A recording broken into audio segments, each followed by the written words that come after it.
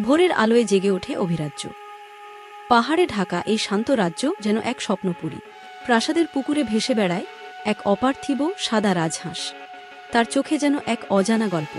যুবরাজ অভিষেক প্রতিদিন আসে, রাজহাঁসকে খাওয়ায়, কথা বলে, যেন এক অদৃশ্য বন্ধনে জড়িয়ে পড়ে।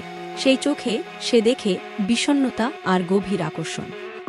এই রাজহাঁস যেন শুধু পাখি নয়। তুমি কি শুধু একটা রাজহাঁস? আমি তোমার চোখে কারো অপেক্ষা দেখি, বলল অভিষেক। পূর্ণিমার আলোয় থমকে যায় সময়। রাজপুকুরের জলে ছড়িয়ে পড়ে এক জাদুকরী নীরবতা। রাজহাঁসটি ধীরে ধীরে রূপ বদলায়, পালক হয়ে ওঠে, গাউন আলোয় উদ্ভাসিত হয় এক রাজকন্যা।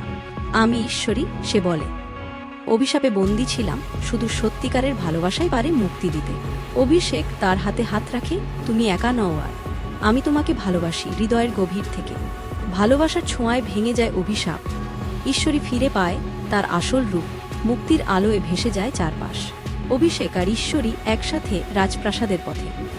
বাতাসে বেজে ওঠে নতুন শুরুর সুর। রাজা রানীর চোখ ভিজে আসে আনন্দে। তাদের মেয়ে যেন ফিরে এসেছে ভাগ্যের ছোঁয়ায়। রাজপ্রাসাদে শুরু হয় উৎসব। ফুল, আলো আর সুরে ভরে ওঠে রাজ্যের প্রতিটি কোণা। বাগানের পথ ধরে হাঁটে অভিষেক আর ঈশ্বরী। দুটি হৃদয়, একটি গল্প। রাজ্যে ফিরে আসে হাসি, খুশি আর ন্যায়। ভালোবাসার আলোয় জ্বলতে থাকে অভিরাজ্য। দূরে এক অরণ্যে বসে অনুতপ্ত জাদুকর।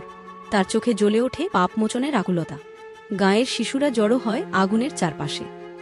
বুড়ো গল্পকার বলেন, এই গল্প সত্যি। রাজহাঁস থেকে রাজকন্যা, নৃত্য, গান আর আনন্দে মাতোয়ারা রাজ্য। প্রেমের গল্প ছড়িয়ে পড়ে প্রতিটি হৃদয়ে। রাজপ্রাসাদের বাগানে তৈরি হয় এক রাজহাঁসের মূর্তি। তা স্মরণ করিয়ে দেয় প্রেম আর মুক্তির শক্তিকে। সূর্য ডোবার আলোয় তারা বসে একসাথে। ভালোবাসা যা সময়কেও অতিক্রম করে চিরন্তন হয়ে ওঠে।